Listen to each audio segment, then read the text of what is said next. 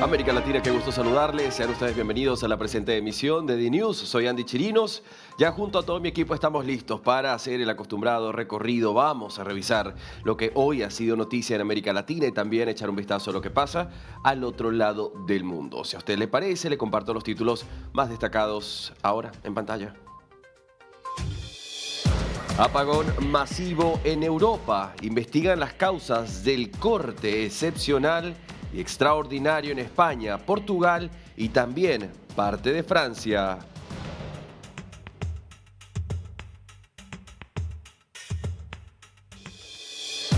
Camino a las presidenciales en Chile. La presidenta del Partido Socialista declinó su candidatura a horas del cierre de las inscripciones.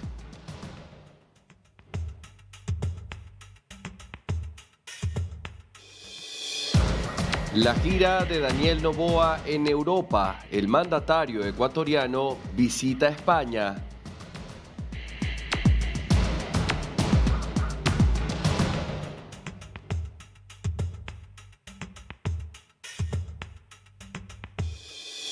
Elecciones en la ciudad de Buenos Aires. Ultiman detalles para el debate entre los candidatos a legisladores porteños.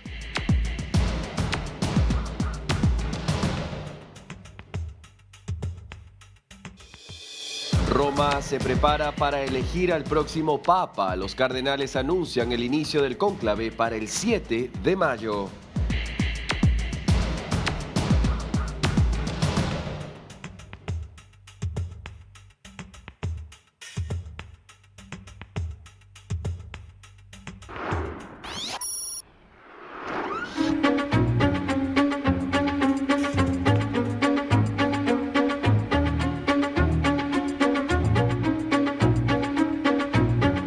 Bueno, tenemos que hablar de este apagón masivo en España peninsular, también en Portugal y parte de Francia. Y lo que escuchábamos hace un rato, las palabras del primer funcionario de España, el presidente de gobierno Pedro Sánchez, quien dijo que con certeza no puede decir cuándo va a llegar todo a la normalidad y cuándo llegará la electricidad a todo el país. Estaremos atentos y todos los detalles, por supuesto, te los vamos a contar en esta misma señal de este apagón eléctrico que ha dejado sin luz a España y que sigue, por supuesto, en este momento recuperándose, llegando a cada rincón de manera progresiva. Pedro Sánchez ha comparecido en esta segunda vez en torno a las 23 horas en España, en una segunda reunión que mantuvo con el Consejo de Seguridad Nacional. El jefe del Ejecutivo ha reconocido que no puede decir cuándo exactamente volverá la electricidad a todo el país. Dijo, se está ejecutando una recuperación de forma progresiva y prudente. Fíjense que los detalles de la jornada de hoy en España tienen que ver con que la red eléctrica atribuye el colapso a la desconexión del sistema de interconexión europeo por Francia. Cierran la estación de Atocha por exceso de aforo, mucha más gente de la capacidad que este sostiene. El 35.1% de demanda energética está siendo atendido, el 35%, imagine usted el grupo de personas que todavía está sin suministro eléctrico y los trenes cuyos pasajeros están aún pendientes de ser rescatados.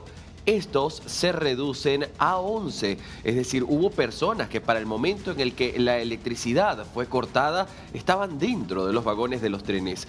Se han ido rescatando paulatinamente, ahora quedan 11 todavía por esa espera de ser rescatados. Volvamos al punto inicial que le comenté. El presidente de gobierno español, Pedro Sánchez, habló después de su segunda reunión con el Consejo de Seguridad Nacional y esto dijo a España. Escuchemos.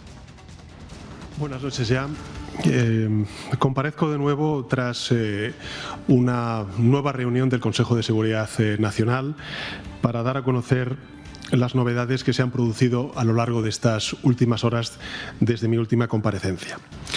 En este momento, según los datos del operador Red Eléctrica, se ha restablecido ya casi el 50% del suministro eléctrico nacional.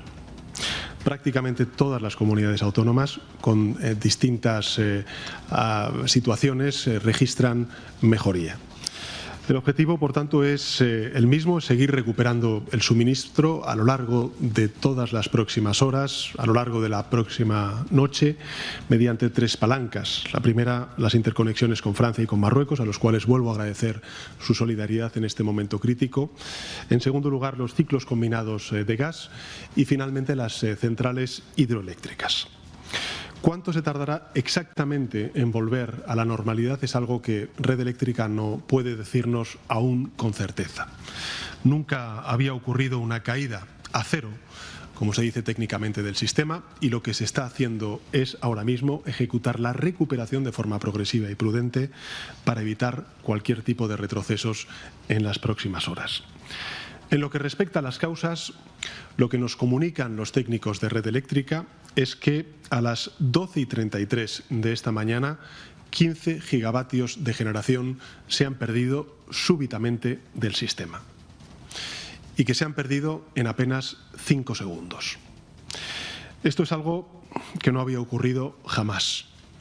Para que se hagan una idea, 15 gigavatios equivalen aproximadamente al 60% de la demanda del país en ese momento. El 60%. ¿Qué ha provocado esta desaparición súbita del suministro? Es algo que los especialistas aún no han podido determinar, pero lo harán. Y las instituciones del Estado competentes y todos los operadores privados están trabajando de forma coordinada para comprender qué ha pasado, qué ha sucedido.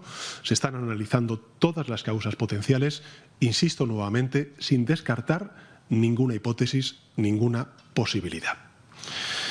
La situación, en todo caso, en las calles sigue siendo de una recuperación de la normalidad.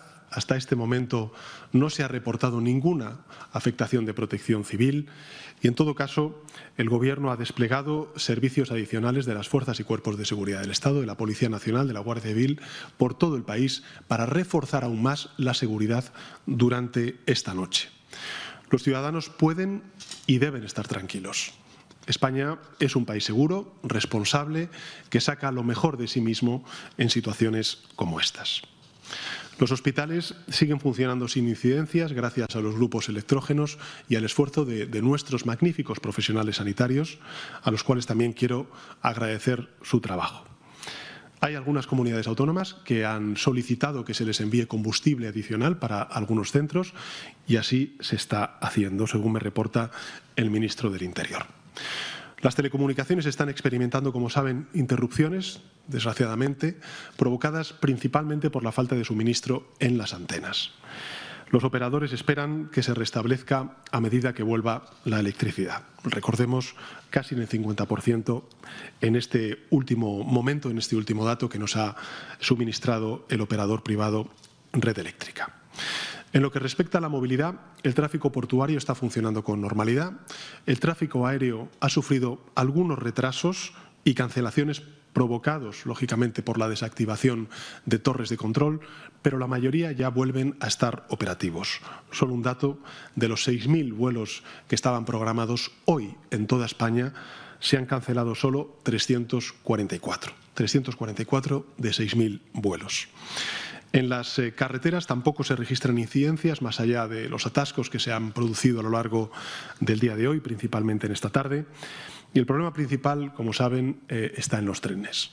Renfe, Adif y también la UME, a la cual quiero agradecer nuevamente a las Fuerzas Armadas su trabajo, han auxiliado ya a unos 35.000 pasajeros y pasajeras, 35.000 pasajeros y pasajeras que estaban atrapados en más de un centenar de trenes. Aún quedan 11 trenes pendientes de recuperación que se encuentran en las zonas más inaccesibles. El objetivo es recuperar la movilidad en cercanías cuanto antes y también en media y larga distancia a lo largo de mañana, pero ello evidentemente va a depender de lo que suceda con el suministro eléctrico. En el ámbito empresarial sabemos que hay mucho tejido productivo, muchas empresas, fábricas, industria que han tenido que detener su producción, mandar a su plantilla a sus hogares. Muchas nos han comunicado que retomarán su actividad mañana. Otras tardarán un poco más. En todo caso, lo que sí que podemos ver es que los mercados financieros, las bolsas, han cerrado bien, lo que demuestra la confianza de los mercados en España. Los ciudadanos y ciudadanas deben saber que todos los recursos del Estado están Bien, estábamos escuchando allí al presidente de gobierno de España, Pedro Sánchez, dijo, aún quedan 11 trenes pendientes de recuperación. Lo tenemos de vuelta, lo comparto con usted. La normalidad del suministro cuanto antes, se va a trabajar a destajo, como se está haciendo durante toda la noche, con profesionalidad y con compromiso, como siempre hace España ante esta clase de situaciones. Trabajamos con un objetivo claro, y es que mañana la luz haya vuelto a todo el territorio. Y en todo caso, estamos adoptando ya las medidas preventivas necesarias para asistir a aquellos municipios a los que la electricidad pueda tardar un poco más en volver. Por ejemplo, la UME está preparando generadores eléctricos, material de apoyo logístico y mañana en el Consejo de Ministros aprobaremos un acuerdo preventivo para liberar 3 días de reservas estratégicas de productos petrolíferos. Si bien, insisto, actualmente no hay señal alguna de desabastecimiento. Imagino que en este momento, como estamos todos, muchos ciudadanos y ciudadanas se estarán preguntando qué sucederá mañana, qué deben hacer mañana. La situación es muy asimétrica en todo el territorio. Hay comunidades autónomas que ya han recuperado hasta el 97% del suministro y hay otras que desgraciadamente están por debajo del 15%. Por tanto, la situación es asimétrica y tenemos que responder conforme a esa asimetría en función de los territorios. Y por eso la recomendación del Gobierno de España para los estudiantes es que sigan las instrucciones de sus gobiernos autonómicos. Es cierto que hay 7 comunidades autónomas en las que se ha establecido el nivel 3 de protección civil. Y eso significa que es el Gobierno de España quien lidera la respuesta en estos siguientes territorios. Son 8 comunidades autónomas. En primer lugar, Andalucía, Castilla-La Mancha, Extremadura, Galicia, La Rioja, Murcia y, finalmente, la Comunidad de Valencia o valenciana. En estas comunidades autónomas, los centros educativos permanecerán abiertos, pero sin actividad lectiva. Y en el caso de los trabajadores y trabajadoras del conjunto del país, pero principalmente de estos territorios en los que no se ha recuperado la capacidad de suministro eléctrico, lo que les pediría a los trabajadores y trabajadoras es que prioricen su seguridad y que aquellos trabajadores y trabajadoras de servicios no esenciales que tengan dificultades para desplazarse a sus lugares de trabajo o que hayan recibido de sus empleadores la instrucción de quedarse en casa, que lo hagan a lo largo de la mañana de mañana. Y conforme vaya sucediéndose el día, iremos lógicamente actualizando estas recomendaciones de servicio público. En América Latina, entre otras informaciones actualizadas, se han suspendido los servicios educativos para mañana por parte de la Universidad de Cataluña. Allí en España también tenemos que hablar de zonas como la misma Cataluña, donde se recupera el 63% de suministro eléctrico a esta hora. Quedan pendientes 11 trenes, como lo dijo el mismo Pedro Sánchez, presidente de gobierno español, por ser rescatados y estos por encontrarse en las zonas más inaccesibles. Estaremos atentos a lo que implica una lección que deja esta situación de hoy y también evaluar cuál será la pérdida económica que esto representa en el país. Veremos.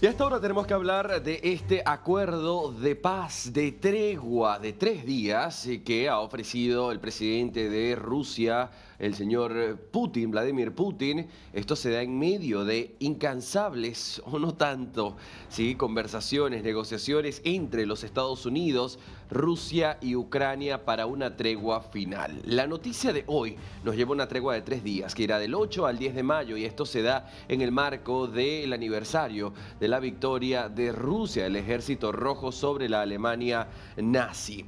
El presidente Putin ha anunciado esta tregua por el el 80º aniversario de la victoria del Ejército Rojo sobre la Alemania en la Segunda Guerra Mundial, que se celebra un 9 de mayo. El alto el fuego entrará en vigor a la medianoche del 7 al 8 de mayo y vencerá 72 horas después en la medianoche del 10 al 11, esto según un informe publicado por el Kremlin.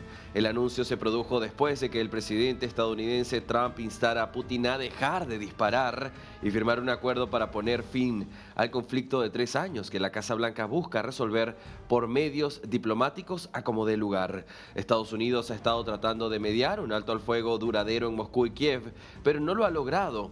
Y esto se debe a que no ha habido una concesión importante del Kremlin, a pesar de las reiteradas negociaciones entre su administración y funcionarios rusos. Veremos lo que suceda en esta conversación, es decir, entre el presidente de los Estados Unidos, Trump, quien había prometido acabar con esta guerra en 24 horas y no ha podido ser así de rápido, pero continúan las negociaciones. Hay quienes dicen, de hecho, el mismo secretario de Estado de los Estados Unidos dijo que Donald Trump podría abandonar estas negociaciones si ninguna de las dos partes colabora.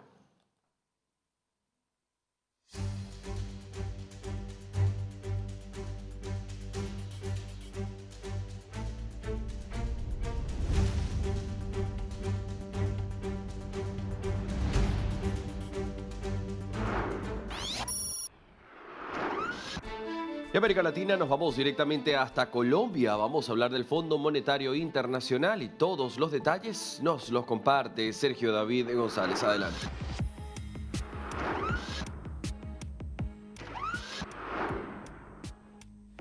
Así es, Andy, retornamos con más información desde Colombia y ahora tenemos que hablar de economía porque el Fondo Monetario Internacional le puso un condicionamiento a Colombia, al gobierno de Gustavo Petro, para lo que se ha llamado un crédito flexible que se tiene previsto para la nación desde el año 2009 y que termina siendo un salvavidas, una llanta de repuesto para momentos de vacas flacas del gobierno nacional en su presupuesto, como el que se está llevando a cabo en este momento en la administración de Gustavo Petro. Según desde el Fondo Monetario Internacional, este condicionamiento está directamente relacionado por el mal manejo de las políticas presupuestales del gobierno nacional, un déficit también muy elevado y algunas reglas poco claras en la inversión que se está realizando en nuestro país. Más temprano tuvimos la oportunidad de hablar con el ex viceministro de Hacienda, Alberto Londoño, quien dio a conocer los condicionamientos y sobre todo las consecuencias que trae esta decisión del Fondo Monetario Internacional que pone a las cuerdas al gobierno de Gustavo Petro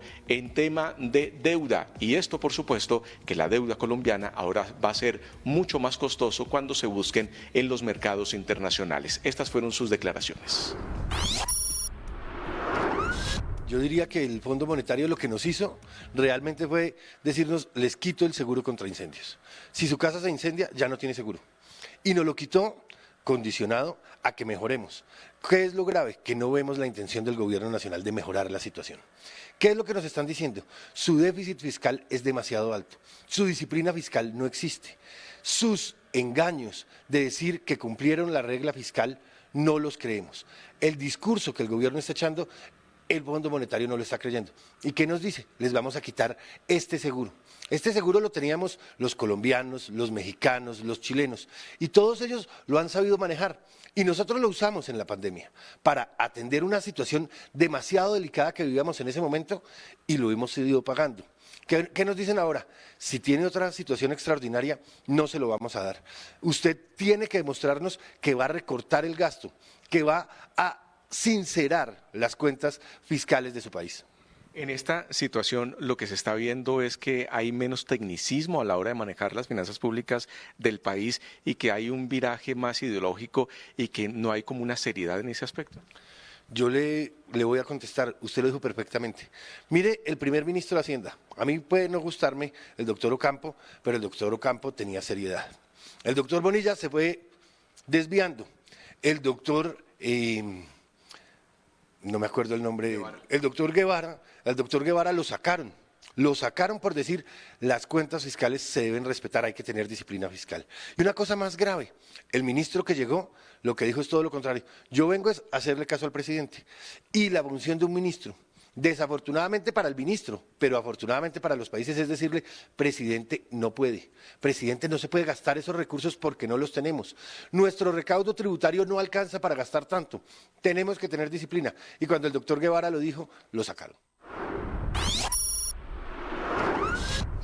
Andy, televidentes, para poderlo resumir esto y que todos lo podamos entender en qué consiste este crédito flexible del Fondo Monetario Internacional y por qué le pone estos condicionamientos a Colombia, hagan de cuenta que es como una tarjeta de crédito que ustedes llegan a tener y la entidad financiera le sube los requisitos porque ve que usted no está haciendo buena paga, porque tiene problemas de ingresos en sus hogares y es posible que no pueda responder con esta deuda que está adquiriendo con el banco. Es decir, le disminuye la cantidad de presupuesto que usted puede tomar en esa deuda y sobre todo le eleva la tasa de interés. Eso es lo que está sucediendo con Colombia porque el Fondo Monetario Internacional está viendo un panorama muy complejo. Va a haber una revisión para los próximos 2 años de este crédito flexible de Colombia, pero hay que tener en cuenta que ya las calificadoras de riesgo habían advertido al gobierno nacional sobre la salud de las finanzas públicas en nuestro país. Ya había bajado la perspectiva de inversión de estable a negativo. Ya eso era una primera bandera roja que se tenía previsto por los mercados financieros internacionales y esto lo que lleva justamente es a eso, a que hayan inquietudes por parte de los inversionistas, inquietudes por parte del sistema financiero mundial cuando miren a Colombia y el gobierno nacional busque deuda en los mercados internacionales. Esta es la información que estamos originando desde la ciudad de Bogotá con la cámara de Oscar Rincón, Sergio David González para la señal internacional de DiNews.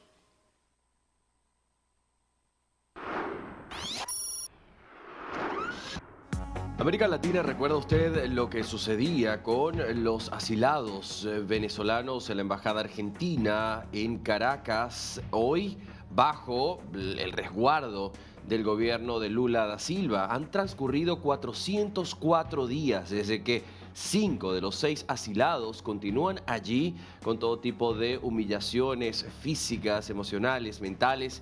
Lo dijeron ellos mismos y nosotros, además de, le hemos documentado a usted situaciones complicadas como el asedio con las patrullas que se han acercado al frente de la misma embajada, las denuncias que se han hecho como el no permitir el ingreso, por ejemplo, de agua potable o tanques cisternas a la sede diplomática de Argentina, tampoco lo que ha sido el ingreso de comida o medicina o lo que ha sido más complicado, el tema de la electricidad, porque los fusibles fueron extraídos, entonces no hay electricidad directa para estos 5 asilados que llevan más de un año ahí secuestrados, lo dicen ellos mismos. Una especie de confinamiento, quiero bien decir, lo que han sufrido en este tiempo. Bien, hoy vuelven a hacer noticia porque se ha enviado una extensa carta, esta vez al presidente de Brasil, al presidente Lula da Silva, por su poca o nula respuesta y acción al respecto. Vamos a compartirla en pantalla,